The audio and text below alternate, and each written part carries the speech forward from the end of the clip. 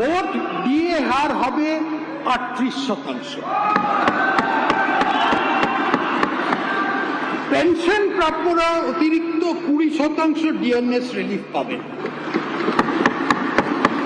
এই ডিএনএস রিলিফের বৃদ্ধি 1 অক্টোবর 2026 থেকে কার্যকরী হবে।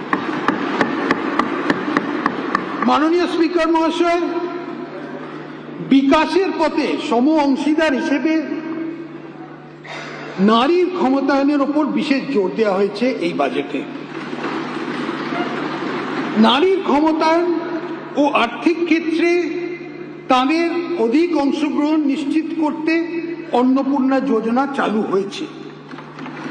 এই স্কিমে পশ্চিমবঙ্গে বসবাসকারী 25 থেকে 60 বছর বয়সী যোগ্য মহিলাদের জন্য মাসে 3000 করে আর্থিক সহায়তা দেয়া সুনিশ্চিত করা হচ্ছে।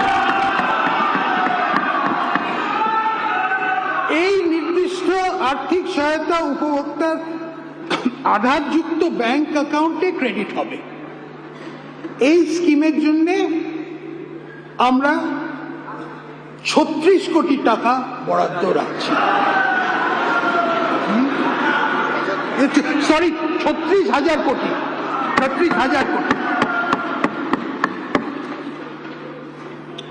উচ্চশিক্ষায় ছাত্রীদের ড্রপ আউটের হার কমাতে সরকারি ও সরকারি পোষিত মানে গভর্নমেন্ট আর গভর্নমেন্ট এডেড কলেজের অবিবাহিত ছাত্রীদের এককালীন 50,000 টাকা সহায়তা দেওয়া হবে।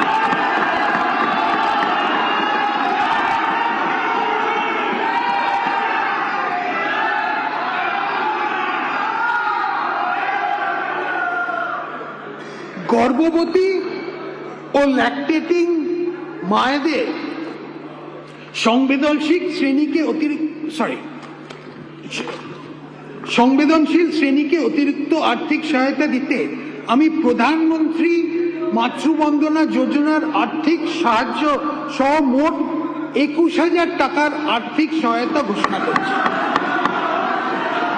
এছাড়াও গর্ভবতী মায়েরা 6টি পুষ্টি কিট পাবেন। রাজ্য সরকার এই রাজ্যের মহিলা যাত্রীদের জন্য একটি ভাড়া মকুবের স্কিম এনেছে। 1 জুন 2026 থেকে রাজ্য সরকার পরিচালিত বাসে পশ্চিমবঙ্গ বসবাসকারী সকল মহিলাকে বিনামূল্যে পরিবহনের সুযোগ দেওয়া হচ্ছে। এই জন্যে আমরা 550 কোটি টাকা বরাদ্দ করছি।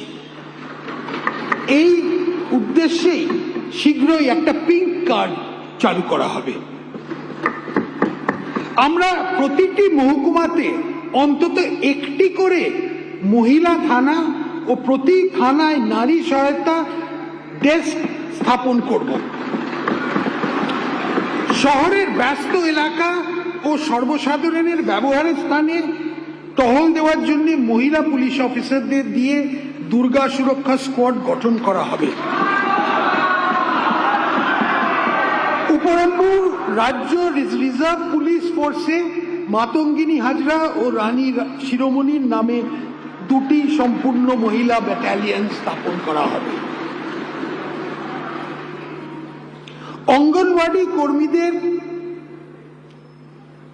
এবং অঙ্গনওয়াড়ি সহায়িকাদের 6 বছরের নিচে শিশু, গর্ভবতী ও স্তন্যদায়ী মাদের পুষ্টির মাত্রা বাড়াতে প্রচুর অবদান রেখেছেন।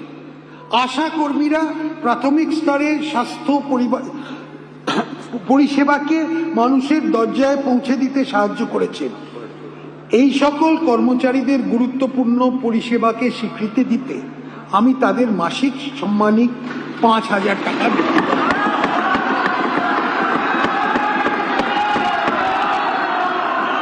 আমাদের আদিবাসী সম্প্রদায়ের জন্য শিক্ষার সুযোগ বৃদ্ধি করতে আমাদের সরকার ঝাড়গ্রামে আনুমানিক 150 কোটি টাকা ব্যয় সমস্ত আধুনিক সুবিধাযুক্ত একটি আদিবাসী বিশ্ববিদ্যালয় ট্রাইবাল ইউনিভার্সিটি স্থাপন করার প্রস্তাব করছে। এই জন্যে এই আর্থিক বছরের জন্য আমরা 10 কোটি টাকা বরাদ্দ করছি।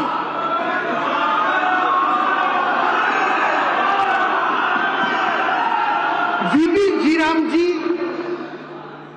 রূপায়ণ করা হচ্ছে।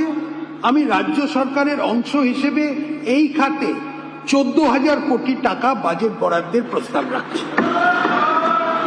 কেওয়াইসি সম্পন্ন জব কার্ড হোল্ডারদের জন্য 125 কর্মদিবস সৃষ্টি নিশ্চিত করা হবে।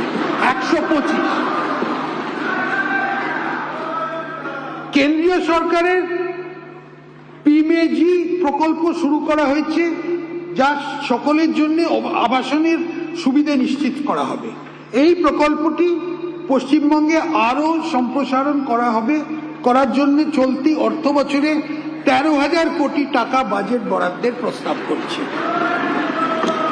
এই অর্থবর্ষে 25 লক্ষ নতুন বেনিফিশিয়ারিকে বাসস্থান দেয়া হবে। আমি একটি চা শ্রমিক ইউনিয়ন বোর্ড, টি ওয়ার্কার্স ডেভেলপমেন্ট বোর্ড প্রতিষ্ঠার প্রস্তাব করছি। এই বোর্ডটি চা বাগান শ্রমিকের বিভিন্ন কল্যাণমূলক প্রকল্প তত্ত্বাবধান করবে। রাজ্য সরকার ভারত সরকারের সাহায্যে পিএম চা শ্রমিক প্রোৎসাহন যোজনা চালু করবে। এবার একটা দার্জিলিং এর জন্য একটু ইংরেজিতে বলে দিচ্ছি।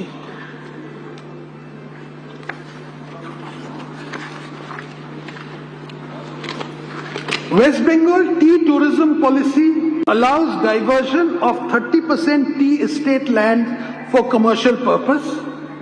Concerns have been raised by tea garden workers and other marginalized groups living in tea garden areas against this policy on account of environmental issues. In order to maintain ecological balance and preserve cultural heritage in the tea garden areas, I propose to reduce the quantum of land that tea gardens can commercially utilize for tea tourism and other business to 15%.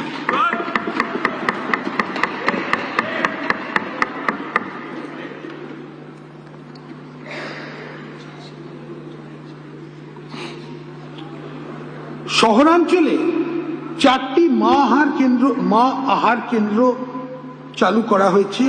এগুলোতে ডিম, মাছ, সবজি দিয়ে তৈরি সুষম পুষ্টিকর খাবার প্রতি বেলায় জনপ্রতি 5 টাকায় দেয়া হচ্ছে। ভবিষ্যতে আরো 210 এমন কেন্দ্র চালু করা হবে। বয়স্ক, বিধবা এবং বিশেষভাবে সক্ষম নাগরিকদের হলেন সমাজের সবচেয়ে বেশি অসুরক্ষিত। এদের মাসিক পেনশন 500 টাকা বাড়ানো প্রস্তাব আমি করছি।